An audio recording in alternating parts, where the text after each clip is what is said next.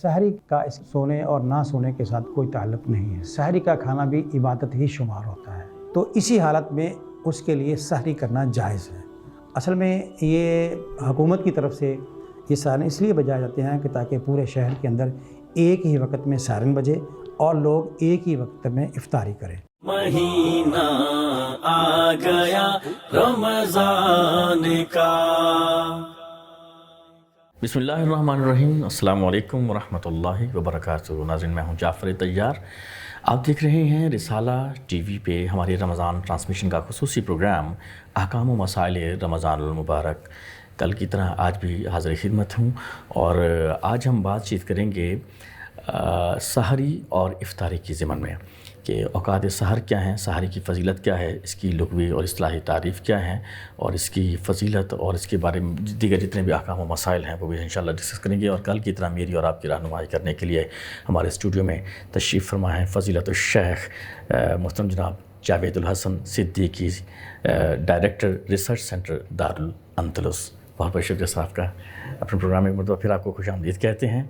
और मेरी और नाज़रीन की रहनुमाई के लिए आप ये फरमाइए कि जैसा कि मैं अपने इंट्रो में कह चुका हूँ कि आदाब सहरी ये क्या हैं, इस हवाले से इंशाअल्लाह हमारा आज का प्रोग्राम होना है। सबसे पहले मैं शेख साहब ये पूछना चाहता हूँ कि सहर वक्त से ग़ालिबन ये है और इससे इस्तिलाही तौर पे हम क्या मानी लें और फिर इसके औकात कहाँ से शुरू होते हैं और कहाँ तक होते हैं, इसके बारे में इसकी फ़जीलत बयान फरमा दीजिए, तारीफ़ भी।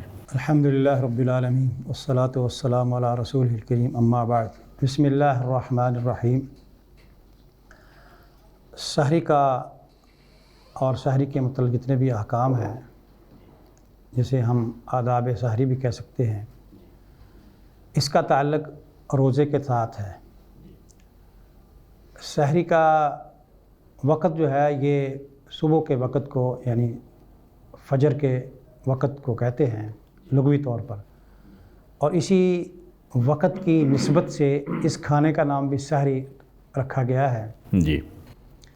इस्लामी तालीमात में खाने के एक आदाब बयान किए गए हैं बड़ी तफसील के साथ जी। चूँकि सहरी का ताल्लुक़ रोज़े के साथ है, रोज़ा एक बहुत बड़ी इबादत है और इसी निस्बत से सहरी का खाना भी इबादत ही शुमार होता है। सुभान अल्लाह। इसलिए इस खाने की बहुत ज़्यादा फजीलत आई है। माशाअल्लाह। सहरी एक ऐसी इबादत है, सहरी का खाना खाने के बाद बंदा जो है वो तवाना हो जाता है। रूहानी तौर पर भी उसको फ़ायदा होता है, जिस्मानी तौर पर भी वो एक्टिव हो जाता है और अपने दिन के सारे काम काज इबादात बड़े अच्छे तरीके से वो सर अंजाम दे सकता है। इसलिए सहरी करने के बारे में, सहरी खाने के बारे में बहुत ज़्यादा ताकीद की। अल्लाह के रसूल सल्लल्लाहु अलैहि वसल्लम फरमाते हैं तसहरू फ़इन्न फ़िस्सहूरि बरका, लोगों सहरी किया करो, इह्तिमाम के साथ किया करो, ताकीद के साथ आपने फरमाया, क्योंकि सहरी के अंदर अल्लाह ने बड़ी बरकत रखी है जी। अब बरकत का बाना बड़ा वसी है जी। जिस्म को फ़ायदा देगी, रूहानी तौर पर फ़ायदा होगा आपको। सहरी शुरू करने से पहले आप दुआएं पढ़ेंगे, सहरी खाने के बाद दुआएं पढ़ेंगे, बंदे के अंदर सुस्ती नहीं होगी। दिन के जितने उसके मामूलात हैं, जिसका ताल्लुक़ उसकी ज़ात से भी है, उसका ताल्लुक़ उसके घर वालों से भी है, दोस्त अहबाब से भी है, उसके प्रोफेशन से भी है, और जिन लोगों को के साथ उसका ताल्लुक़ है, लेन देन है, मामलात हैं, सब के साथ वो बड़ा नशीत और एक्टिव होकर, बड़ा तरोताज़ा होकर ये सारे काम जो है वो उमूर अंजाम दे सकता है। इसलिए इसको बरकत कहा गया। सुभान अल्लाह। इतनी इसकी इस खाने की फजीलत है दीगर खानों के मुकाबले में जी। इसलिए आपने फरमाया लोगों सहरी किया करो, बेशक एक पानी का एक घूंट ही क्यों ना हो, सही, ज़रूर सहरी किया करो। बहुत से लोग, और दूसरी बात ये है कि ये एक कल्चर है, इस्लामी कल्चर है। ठीक। इबादात जितनी भी हैं वो जिस तरह मुनज़्ज़ल मिन अल्लाह है उसी तरह की जानी चाहिए जी। अगर बंदे अपने मिजाज के मुताबिक, मुआशरे अपने रस्म व रवाज के मुताबिक उसके अंदर तब्दीलियाँ कर लेते हैं तो जो उसकी रूह है वो मुतासर होती है। ठीक। जो मकसद अल्लाह ताला का सहरी के अंदर रखा है उससे वो मुआशरे, वो लोग महरूम हो जाते हैं। काहली, सुस्ती और बेवक्त खाना, अपनी मर्ज़ी से खाना, जी। फिर सुस्ती पड़ जाती है, इबादात के अंदर सुस्ती आती है, काम के अंदर सुस्ती होती है, جی حتیٰ کہ بندے کے اندر چڑچڑاپن پیدا ہو جاتا ہے. جی. تو یہ برکت نہ ہونے کی علامت ہے. برکت کی علامت کیا ہے کہ بندہ بڑا نشیط اور ایکٹیو رہتا ہے. اور شیخ صاحب میں آپ کی بات سے بالکل اس طرح سے بھی متفق ہوں. یہ بات اس بات پہ بھی دلالت کرتی ہے کہ سحر کے وقت میں جو انسان جاگتا ہے تو اس وقت کا جاگنا بھی ایک بہت خوبصورت عمل ہے. انسان کی صحت پہ بھی بہت خوبصورت اس کے اثرات پڑتے ہیں اور روحانی اعتبار سے بھی. اور اسی طرح یہ ہے کہ اس وقت چونکہ سحری کھانا جس طرح تاکید رسول اکرم صلی اللہ علیہ وسلم نے فرمائی ہے اس سے یہ بھی ہے کہ ایک تو باعث برکت ہے آپ صلی اللہ علیہ وسلم کے فرمان کے مطابق, اور دوسرا یہ بھی ہے کہ سارا دن چونکہ انسان نے بھوکا پیاسا رہنا ہے تو اس کو ایک تقویت جسمانی لحاظ سے بھی مل جاتی ہے. جی. اور اس کے علاوہ آپ نے فرمایا سحری جو ہے, سحری کا کھانا خاص طور پہ یہ عبادت کا درجہ رکھتا ہے. پہلی امتیں جو گمراہ ہوئیں جن کے اندر یہودی بھی شامل ہیں, عیسائی بھی شامل ہیں, تو وہ سحری کے اوقات کو بھی تبدیل کر لیتے تھے. اچھا. کھانے کے اوقات کو بھی تبدیل کر لیتے تھے. ایک حدیث میں اللہ کے رسول صلی اللہ علیہ وسلم فرماتے ہیں ہمارے روزے اور یہود و نصارہ کے روزے کے درمیان فرق کرنے والی کیا چیز ہے؟ سحری کا کھانا ہے. سبحان اللہ. اس کی اتنی زیادہ اہمیت ہے تو اس کو اسی اہمیت کے پیش نظر بڑے اہتمام کے ساتھ سحری کرنی چاہیے. سبحان اللہ. ٹھیک ہے جی, بڑھتے ہیں اس سے آگے کہ سحری کے وقت کے حوالے سے بات کی جائے, لیکن اس سے پہلے شخص میں یہ پوچھنا چاہتا ہوں جس طرح آپ نے فرمایا کہ رسول اکرم صلی اللہ علیہ وآلہ وسلم نے اس کے بارے میں سحری کے بارے میں بہت تاکید کی کہ سحری کیا کرو, آیا کہ شرعی لحاظ سے ہم یہ کہہ سکتے ہیں کہ یہ سحری کرنا فرض ہے یا واجب ہے یا کیا چیز ہے, اس کی درجہ بندی ہے؟ نہیں, اس کے اندر سحری کے وجوب کے بارے میں کوئی ایسی دلیل نہیں ہے. دلیل نہیں ہے شریعت کے اندر. ٹھیک ہے. ہاں اتنا ضرورت تاکید بہت زیادہ ہے. تاکید بہت زیادہ. اللہ کے رسول صلی اللہ علیہ وسلم جن امور کے بارے میں تاکید فرما دیں وہ اس کے اندر بھی بے پناہ فائدے ہیں. جی یقیناً اس میں خیر اس لیے فرض نہیں ہے, اس کو آپ اس کے اندر تاکید ہے اور کرنی چاہیے, کھانا چاہیے. اللہ کے رسول صلی اللہ علیہ وسلم کے حکم کی پیروی کرتے ہیں. بہت ساری چیزیں مروجہ بھی ہیں, سننے میں ہم نے یہ بھی معاشرے میں دیکھا اور سنا ہے. بعض لوگ کہتے ہیں جی کہ اگر آپ نے مطلب کہ سحری کرنی ہے تو اس کے لیے رات کا سونا آپ کا لازمی ہے, یعنی رات کی نیند لازمی ہے. اگر آپ بے شک آپ 1 گھنٹہ کے لیے سو جائیں, اگر آپ نہیں سوئے ہیں تو ساری رات اگر جاگتے رہے ہیں تو پھر آپ سحری اور یہ سب چیزیں بس اس میں متاثر ہوتی ہیں. اس حوالے سے کیا حقیقت ہے شخص؟ سحری سے پہلے سونا لازمی نہیں ہے. اگر کوئی بندہ سو لیتا ہے, آرام کر لیتا ہے تو ٹھیک ہے. عموماً عام طور پہ زیادہ تر لوگ رمضان کے اندر عبادات میں راتوں کو مصروف ہوتے ہیں. جی. اس لیے اگر تھوڑے وقت کے لیے سو بھی جائے تب بھی ٹھیک ہے, نہ بھی سو جائے تب بھی ٹھیک ہے. سحری کا اس کے ساتھ سونے اور نہ سونے کے ساتھ کوئی تعلق نہیں ہے. جی بالکل ٹھیک ہو گیا شخص. اسی ضمن میں ایک بات اور بھی بیان کرنا ضروری ہے کہ بہت سے لوگ روزے کی نیت کرتے ہیں, واب صوم غدن. جی میں نے اپنے سوال میں اس کو لکھا ہوا ہے. بالکل. تو روزے کی نیت جو ہے وہ رات سونے سے پہلے کر لینی چاہیے, لیکن زبان سے کوئی کلمات کوئی الفاظ ادا کرنا ضروری نہیں ہے. ٹھیک ہے. یہ جو مروجہ الفاظ ہیں یہ بھی درست نہیں ہے. ٹھیک ہے. باقی جہاں تک تعلق ہے روزے کے اوقات کا, تو صبح صادق سے لے کر جیسا کہ قرآن میں اللہ سبحانہ و تعالیٰ فرماتے ہیں کلوا واشربوا حتی یتبین لکم الخیط الابیض من الخیط الاسود من الفجر. جی. صبح صادق کا جو وقت ہے وہاں سے اس کا آغاز ہوتا ہے اور اذان فجر تک اس کا وقت ہوتا ہے, اس کا سحری کا. صبح صادق کا آغاز جو ہے اس کے لیے کیا دلیل یا کیا کوئی ایسا کیا کلیہ ہے یا کیا نشانی ہے اس کی؟ واضح صبح طلوع ہونے والی ایک روشنی ہوتی ہے. پہلے وہ جب مشرق سے نمودار ہوتی ہے تو عموداً اوپر کو جاتی ہے. اس کے بعد تھوڑی دیر کے بعد کچھ عرصے کے کچھ وقت گزرنے کے بعد وہ دائیں اور بائیں افق کے اوپر پھیل جاتی ہے. تو یہ اوقات جو ہوتے ہیں اس کو ہم صبح صادق کہتے ہیں. ٹھیک ہے.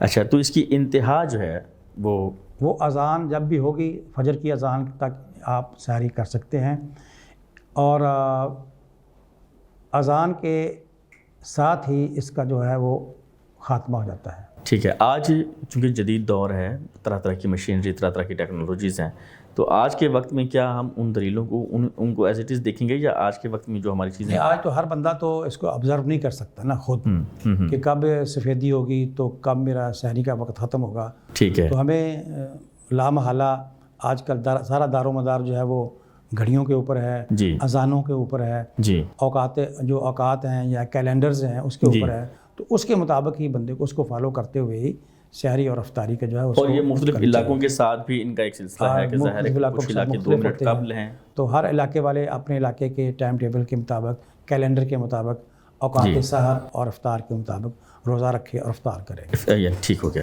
اچھا اب یہ بتائیے کہ سحری کی یہ جو وقت ہے تقریباً کم و بیش 2 گھنٹے یا 1.5 گھنٹے یا جتنا بھی تقریباً بنتا ہے، اس میں افضل وقت کون سا ہے سحری کرنے کے لیے؟ کیا بعض لوگ جو ہے نا وہ ابتدائی وقت میں کر لیں یا درمیان میں کر لیں یا آخر وقت میں کریں؟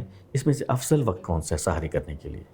اللہ کے رسول صلی اللہ علیہ وسلم فرماتے ہیں کہ تمام انبیاء کرام کو اللہ تعالیٰ نے یہ حکم دیا تھا کہ سحری جو ہے وہ تاخیر سے کرنی ہے اور افطاری جلدی کرنی ہے. سحری تاخیر سے، ٹھیک ہے. سحری تاخیر کا معنی اور مفہوم کیا ہے؟ جی یعنی بالکل آخری اوقات جو صبح کی فجر کی اذان سے پہلے کے ہوتے ہیں.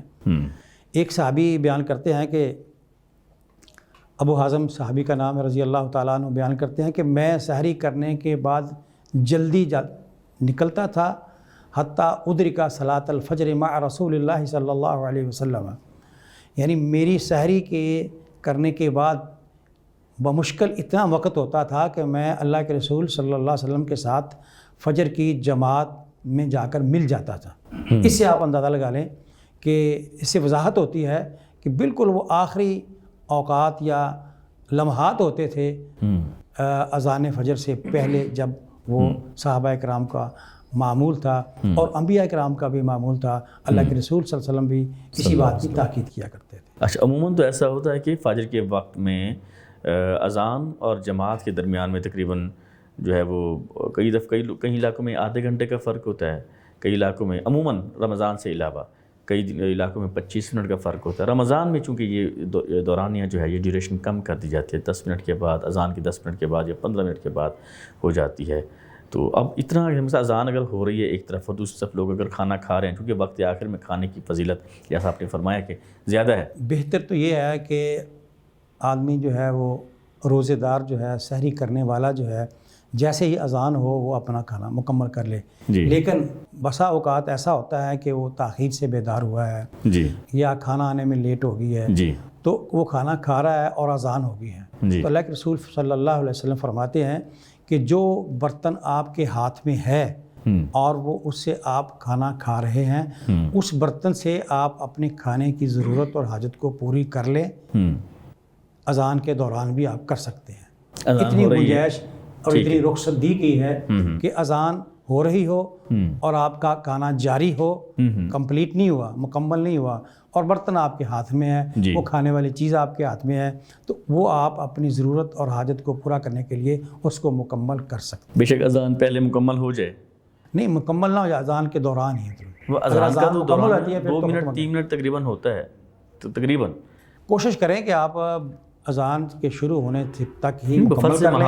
ایسا ہے اگر مجبوری کی شکل میں ایسی کوئی صورتحال ہو تو آپ اپنی ضرورت کے مطابق دوران اذان کھا سکتے ہیں. دوران اذان کے خاتمے کے بعد نہیں کھایا جا سکتا کیونکہ اب تو وقت ختم ہو چکا ہے. ٹھیک ہے، اذان جب ختم ہو جائے. اچھا دوسرا پھر یہاں پہ ایک مسئلہ یہ بھی ہوتا ہے کہ آپ یہاں ہمارے چونکہ شہری آبادی ہے، اب تو بلکہ دیہاتوں میں بھی ماشاءاللہ ایک سے زیادہ مساجد ہوتی ہیں. ایک طرف اذان شروع ہوئی ہے، دوسری طرف آدھی ہوئی ہے، تیسری طرف تو کون سی اذان کے خاتمے کا انتظار کیا جائے؟ کیونکہ اذان تو آواز مسلسل دیکھیں بہت زیادہ تحقیق ہو چکی ہے، بہت زیادہ کیلنڈرز اور ڈائریاں وغیرہ چھپتی ہیں، ان کے اوپر اوقات سحر اور اوقات افطار لکھے ہوتے ہیں. جی تو بعض مساجد کے جو مؤذن ہیں ان کی سستی کی وجہ سے یا کوئی اور وجہ ہوتی ہے تھوڑی سی تاخیر ہو جاتی ہے. لیکن بالعموم اوقات سحر اور اوقات افطار جو ہیں وہ متعین ہیں اور فکس ہیں. اس کے اندر کچھ کو آگے پیچھے کرنے کی کوئی نہ گنجائش ہے، نہ کرنے چاہیے. ہاں اذانیں مختلف اوقات میں ہوتی رہتی ہیں، لیکن آپ کے پاس اپنی ایک آبزرویشن اور اپنی ایک معلومات ہونی چاہیے کہ آپ کے گھر کے قریب جو مسجد ہے میں نے اس کے مطابق روزے رکھنے ہیں اور افطار کرنے ہیں، تو اس کا آپ اہتمام کر لیں. کسی نہ کسی چیز کو آپ کو بنیاد بنا کر اہتمام کرنا پڑے گا. جی بہت شکریہ. اچھا ایک مسئلہ سر یہ بھی ہے کہ غسل جنابت کی ضرورت ہے. ایک آدمی اٹھا ہے خواہ احتلام کی وجہ سے یا کسی بھی باعث اس کو غسل نہیں کر سکا، لیکن وہ اس وقت سو گیا، پھر بعد میں جب سحری کے وقت وہ اٹھا ہے اور وقت بہت کم رہ گیا ہے، چند منٹس رہ گئے ہیں، یا وہ سحری کر لے گا یا وہ غسل کر لے گا، تو آیا غسل جنابت سے پہلے وہ سحری کر لے یا پہلے غسل کرنا اس کے لیے ضروری ہے؟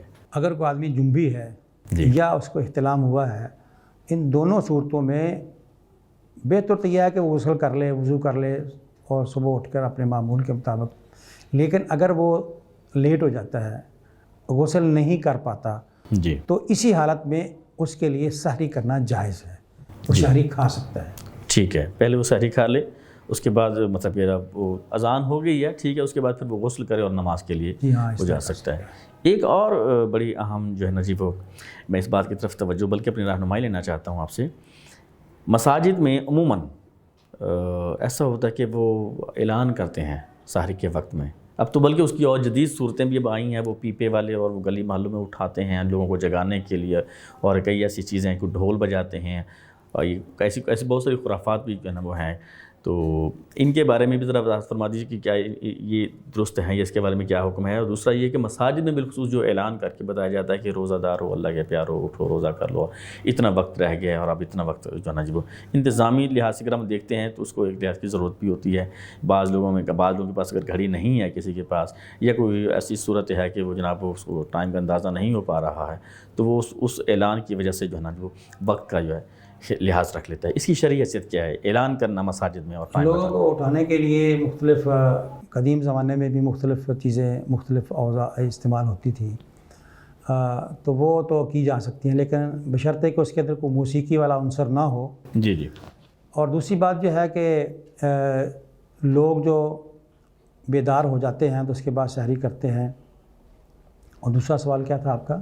کہ یہ جو گلی محلوں میں مطلب کہ آپ ڈھول پیپی اور ایسی چیزیں یہ بھی کرتے ہیں، اس کے حوالے سے اور جو مساجد سے اعلانات ہوتے ہیں، ہاں جی، اعلانات اور وقت بتایا جاتا ہے وغیرہ، وہ تنبیہ کے لیے اعلان کیا جا سکتا ہے، اس میں ایسی کوئی بات نہیں ہے، ممانعت نہیں ہے.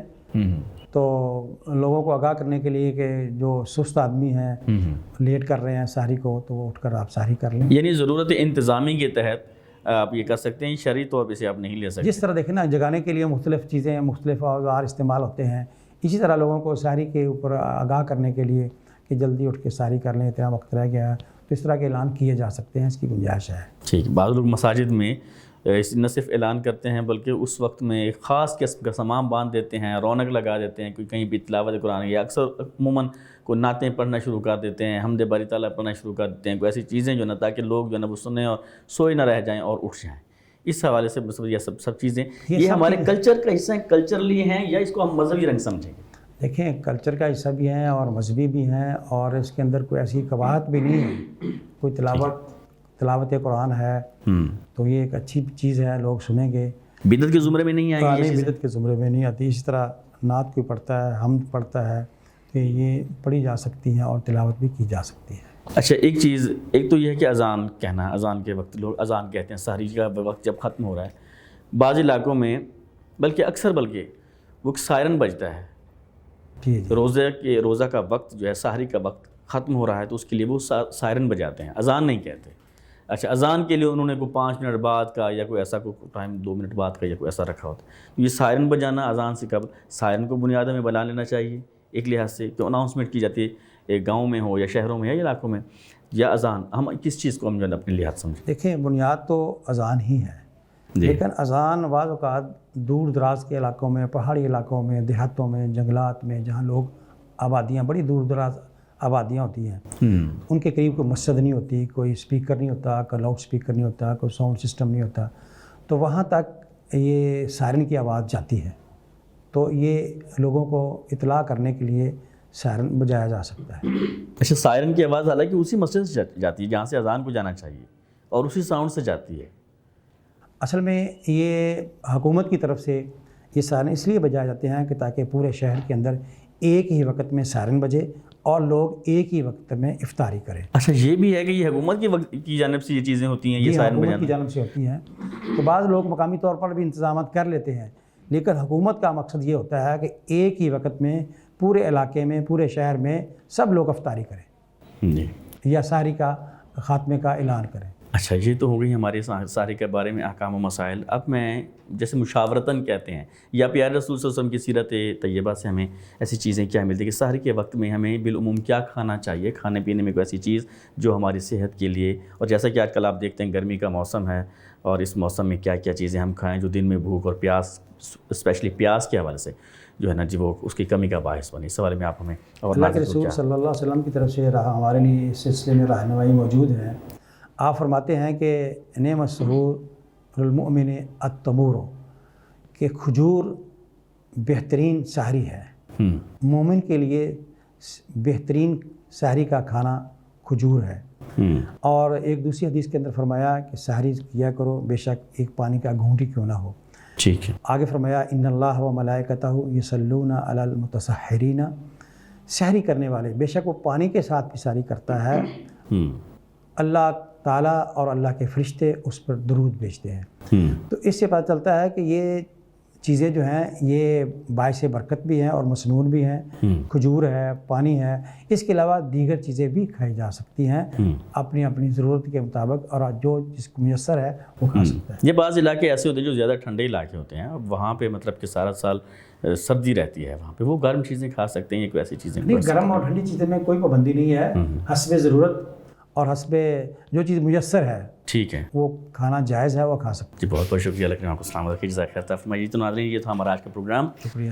اور سحری کے حوالے سے جسے کہتے ہیں کہ سیر حاصل گفتگو ہوئی، بہت سارے اس سے ملتے جلتے سوالات سحری کے احکام و مسائل پہ ہم نے کیا، اور شیخ صاحب نے ہمیں جو ہے مطمئن کیا اور آپ کے لیے بھی رہنمائی فراہم کی کہ سحری کے اوقات کے بارے میں، اذان کے مسائل، سحری کے بارے میں جتنے بھی جو ہے نا جو چیزیں تھیں الحمدللہ خوب رہنمائی ہمیں ملی.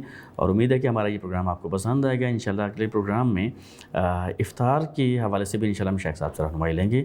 تب تک کے لیے جعفر طیار کو دیجیے اجازت. السلام علیکم ورحمۃ اللہ وبرکاتہ.